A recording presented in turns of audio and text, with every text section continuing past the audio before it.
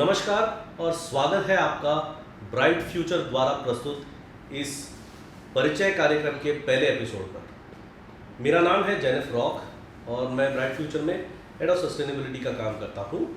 आज हमारे साथ है संदीप राणा जो हमारे इस कार्यक्रम में आए हैं हमें थोड़ा मार्गदर्शन देने के लिए अपनी करियर के बारे में और इनकी जो जर्नी रही है उसके बारे में। स्वागत करता हूँ आपका संदीप राणा जो हैं वो काम करते हैं टाइम्स नाउ जो एक बहुत बड़ी जानी मानी न्यूज़ चैनल है इंग्लिश में। वहाँ पे ये DGM of the legal department काम करते हैं। तो संदीप बताइए थोड़ा अपनी बैकग्राउंड, आपकी फैमिली बैकग्राउंड, आपकी एजुकेशनल बैकग्राउंड के बारे में सर। पहले तो धन्यवाद मुझे यहाँ पे बुलाने के लिए और ये अपॉर्चुनिटी देने के लिए कि मैं आप करियर के बारे में बात कर सकूँ। मेरे पिताजी वकील हैं, मुंबई हाई कोर्ट में प्रैक्टिस करते हैं।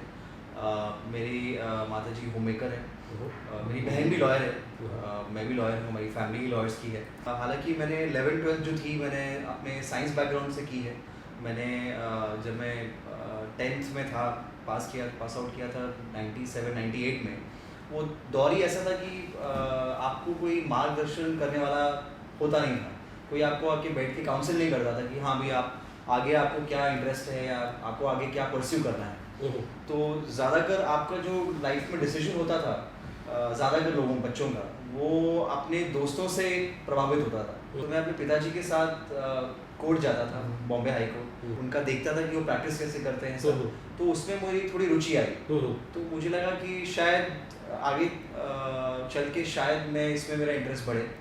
तो वैसे फिर क्लिक हुआ और मैंने फिर लॉ करने का डिसाइड किया और मैं लॉयर बना। आपने अभी जब आपके पिताजी के बारे में काफ़ी बार उनका जिक्र किया है, तो ये तो बहुत क्लियर है कि आपके लिए वो एक बड़े मार्गदर्शक रहे। इन दिस केस आपके वो कितने रोल मॉडल रहे और कितने पुश करने वाले रहे? मेरे पिताजी ने काफ़ी मुझे सपोर्ट किया मेरे डिसीजंस में। बाद में उन्होंने मुझे पुश भी किया कि नहीं आप लॉ करो। तो उनका सपोर्ट हर जगह रहा है, उनका डुअल रोल रहा है। उन्होंने मुझे पुश भी किया है और वो मेरे रोल मॉडल भी रहे हैं, बिकॉज लॉ में रुचि उनके थ्रू ही आई मुझे। कभी कभी आप ऐसे केसेस देखते हैं जहाँ पे आप किसी के लिए एक्चुअली हक की लड़ाई लड़ रहे हैं, जैसे आप कह सकते हैं। तो मैंने उनको कई बार करते देखा है, किसी की ज़मीन या किसी की प्रॉपर्टी को लेके उन्होंने केस लड़े हैं जो उन्होंने राइटफुली उनको हक दिलवाया है। तो वो रुचि मुझे वहाँ से आई, वो प्रेरणा मुझे वहाँ से आई कि मुझे लॉ में आगे अपना करियर बनाना है। तो अगर मैं आपको ये पूछूं कि आपकी जो पढ़ाई के बाद करियर जर्नी क्या रही, तो उसके बारे में थोड़ा आप रोशनी डाल सकते हैं? हाँ, जैसे मैंने आपको बताया कि 12th के बाद मैंने लॉ किया। तो 12th के बाद अगर आप लॉ करते हैं HSC के बाद तो 5 साल का कोर्स होता है। अच्छा। और अगर आप ग्रेजुएशन के बाद करते हैं तो 3 साल का होता है। हालांकि मैं एडवाइस करूँगा कि आप ग्रेजुएशन के बाद करें तो आपको एक एडिशनल डिग्री मिल जाती है, और 12th के बाद करेंगे तो आपको एक 5 साल का एक टाइम मिलता है जिसमें आप डिसाइड कर सकते हैं कि मुझे लॉ करके लॉयर बन के आगे किस फील्ड में स्पेशलाइजेशन करनी है। कि हाँ मुझे क्रिमिनल लॉ में प्रैक्टिस स्पेशलाइजेशन करना है, मुझे फैमिली लॉ में करना है या टैक्स में करना है या सिविल लॉ में करना है। पर वो आपको 5 साल का काफ़ी वक्त मिल जाता है। फिर भी उसके बावजूद जब मैंने 5 साल का लॉ कंप्लीट किया, मेरा पहला इंटरव्यू हुआ ऑन कैंपस और मैंने कॉर्पोरेट जॉब ले लिया। अच्छा। और हालांकि मैं चाहता था प्रैक्टिस करने, पर कॉर्पोरेट जॉब मुझे मिल गया और मैं तब से ही पिछले 15 साल से कॉर्पोरेट लॉयर हूँ। तो ज़रा बता सकते हैं ये जो आपने कॉर्पोरेट लॉ कहा और दूसरा जो होता है प्रैक्टिसिंग लॉ है, शायद इसका जो टर्म होता है एडवोकेट या लिटिगेटिंग लॉ है। एडवोकेट, हाँ।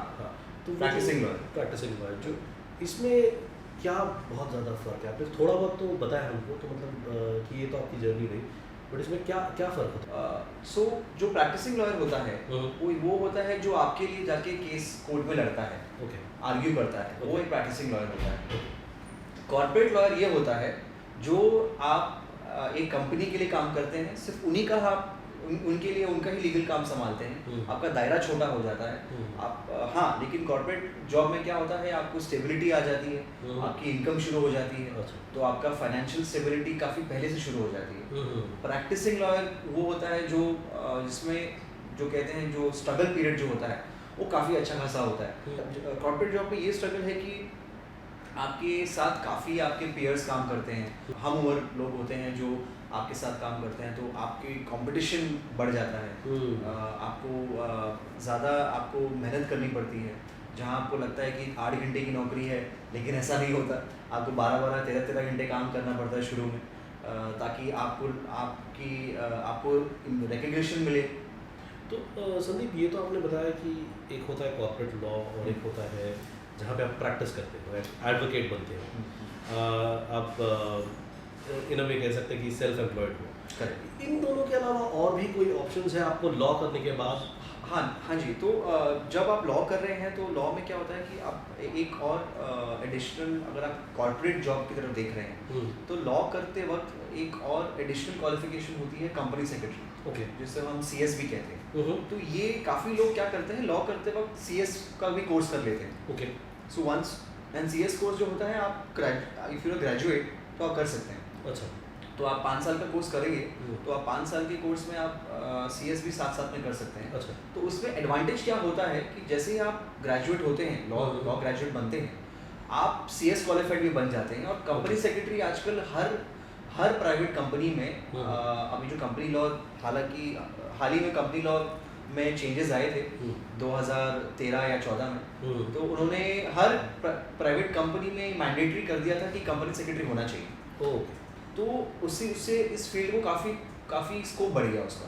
तो आई थिंक वो एक एडिशनल क्वालिफिकेशन, अगर आपके दिमाग में है कि मुझे कॉर्पोरेट में ही लाइन में रहना है, तो अगर आप ये करेंगे तो आपका स्कोप बढ़ जाता है, आपका दायरा बढ़ जाता है कॉर्पोरेट में। अच्छा। आपको ज़्यादा अपॉर्चुनिटीज़ मिल जाती है। तो ये आई थिंक ये एक और क्वालिफिकेशन है जो आप लॉ करते हुए भी कर सकते हैं और आपको उसमें बेनिफिट मिलता है। उसके अलावा आप नोटरी भी बन सकते हैं। Okay. नोटरी हालांकि एक सेपरेट एग्ज़ाम होता है उसके लिए, अच्छा। क्वालिफिकेशन होती है। आप ग्रेजुएट बन गए, आप या फिर आपने लॉ पास कर लिया, उसके बाद एक नोटरी का अलग से एग्ज़ाम देना पड़ता है। अच्छा। और आप नोटरी बन सकते हैं, और आप जो भी लीगल डॉक्यूमेंट्स फाइल होते हैं या गवर्नमेंट डॉक्यूमेंट्स फाइल होते हैं, आप उसको नोटराइज कर सकते हैं। IT सेक्टर में आप लॉ लीगल टीम में आप लीगल टीम में पहुंच गए, लेकिन आपको थोड़ा एडेड एडवांटेज के लिए आपको IT सेक्टर में, फॉर एग्जांपल प्राइवेसी लॉज या फिर IPR, आपको IPR में और स्पेशलाइजेशन करनी पड़ती है। तो IPR के और डिप्लोमास होते हैं, कोर्सेज होते हैं। Okay. आपने वो एडिशनल कर लिए तो आपको फिर आगे जाके एडवांटेज मिल जाता है। करेक्ट। तो वो भी आपको ध्यान में रखना पड़ता है। तो आपने अभी ये जो कॉर्पोरेट लॉ के बारे में बताया, आपने सेल्फ प्रैक्टिस की बताई, जो जहाँ पे आप एडवोकेट होते हैं, नोटरी के बारे में बताया, कंपनी सेक्रेटरी के बारे में बताया। ये तो हो गए जो आइदर सेल्फ एम्प्लॉयड होते हैं या प्राइवेट कंपनीज में होते हैं। क्या गवर्नमेंट में भी कोई ऐसे अपॉर्चुनिटीज़ आप लॉ करने के बाद गवर्नमेंट के कोई डिपार्टमेंट्स में ज्वाइन कर सकते हैं? हाँ जी, ज़रूर। काफ़ी गवर्नमेंट डिपार्टमेंट्स हैं जहाँ पे लॉयर्स की रिक्वायरमेंट होती है। अच्छा। हालांकि अभी पहले इंटरनली ये पोस्ट फिल हो जाती थी, बट आप देखेंगे, अब कोई भी आप टाइम्स ऑफ इंडिया का पेपर उठा लीजिए, जो एम्प्लॉयमेंट सेक्शन आता है, आप देखेंगे काफ़ी लीगल ओपनिंग्स आती हैं, काफ़ी डिपार्टमेंट्स पब्लिश करते हैं कि वी नीड लॉयर्स, 1 साल का एक्सपीरियंस, 2 साल का। एग्जाम्स होते हैं उसके लिए कॉम्पिटिटिव। रेलवेज में लीगल डिपार्टमेंट के लिए एग्जाम होते हैं, RBI reserve bank of India है, उसमें लीगल डिपार्टमेंट के लिए एग्जाम होता है। आप लॉयर बनने के बाद एग्जाम दे सकते हैं। एक एग्ज़ाम भी होता है महाराष्ट्र में, महाराष्ट्र CET होता है वो, जो लॉयर्स के लिए होता है। आप वो उसको पास करके आपको लीगल अपॉर्चुनिटीज़ मिल जाती है Maharashtra government, state government departments में। तो वहाँ पे भी काफ़ी अपॉर्चुनिटीज़ होती हैं। ये एक और सवाल मैं ये जो करना चाहता हूँ, आपके नज़रिए से क्या है कॉर्पोरेट लॉ, गवर्नमेंट लॉ या एडवोकेट, इसमें से कौन सा बेहतर हो सकता है? ये सवाल का जवाब, सीधा जवाब तो है नहीं। ये आप पे निर्भर करता है कि आपका पैशन किस चीज़ में है। तो इसलिए शुरू में जब आप शुरू करते हैं कोई स्पेशलाइजेशन, जैसे कि लॉ हमने सब्जेक्ट लिया है, तो उस वक्त काउंसलिंग बहुत ज़रूरी होती है कि अच्छा। आपका इंटरेस्ट कहाँ है। अच्छा। अगर आप लॉ परस्यू कर रहे हैं तो लॉ में आपको क्या करना है। तो आई थिंक उस वक्त अगर आपको कोई हैंड होल्डिंग मिल जाए तो वो बहुत ज़रूरी है। तो संदीप, धन्यवाद आप आए यहाँ पे, आपका सारा एक्सपीरियंस शेयर किया। जाते जाते आपसे एक विनती करना चाहूँगा, हमारे जो दर्शक है काफ़ी युवा और युवतियाँ हैं जो ये प्रोग्राम देखेंगे, उनके लिए आपका क्या संदेश है? यही कि आप कोई भी आगे चल के अपना करियर सेलेक्ट करें, चाहे वो लॉ में है चाहे आप प्रोफेसर बने या टीचर बने या डॉक्टर बने, उस चीज़ को पैशनेटली फॉलो करना बहुत ज़रूरी है। चाहे आपकी वो चॉइस हो, बाय चॉइस हो या बाय चांस हो, कहीं का बाय चांस भी होता है, लेकिन आई थिंक उस चीज़ में आपका पैशन होना बहुत ज़रूरी है। पैशन नहीं है तो आप मेहनत करना बहुत ज़रूरी है। बिना मेहनत के, as I said, there is no shortcut to success. बिना मेहनत के, बिना स्ट्रगल के लाइफ में आप कोई भी फील्ड ले लीजिए, कुछ अचीव नहीं होता। तो मेरा यही कहना है कि आप एक चीज़ में, जिस चीज़ में आप लग जाएं, फिर उसमें आप पूरी तरह अपने आप को झोंक दें, 100% दे दें और अपने आप को थोड़ा टाइम दें। 1 साल में, 2 साल में, 3 साल में, 5 साल में करियर नहीं बनता, और मेहनत करने से आपको ज़रूर वो पर्टिकुलर फील्ड में आपको सक्सेस मिलेगा। संदीप, जाते जाते एक छोटी सी भेंट देना चाहेंगे। जैसे आप जानते हैं, ब्राइट फ्यूचर 13 से 25 साल के युवा युवतियों के साथ काम करता है, उनको करियर काउंसलिंग का मार्गदर्शन देने में। और हमारे एक ऐसे ही स्टूडेंट ने अपना खुद का स्टार्टअप शुरू किया है, मंडी नाम का, जहाँ पे वो फेस मास्क भी प्रोवाइड करते हैं एट अ कॉस्ट। ये भेंट उनकी तरफ से और हमारी तरफ से from bright future. Thank you so much. Thank you very much Sandeep. Very nice, thank you so much.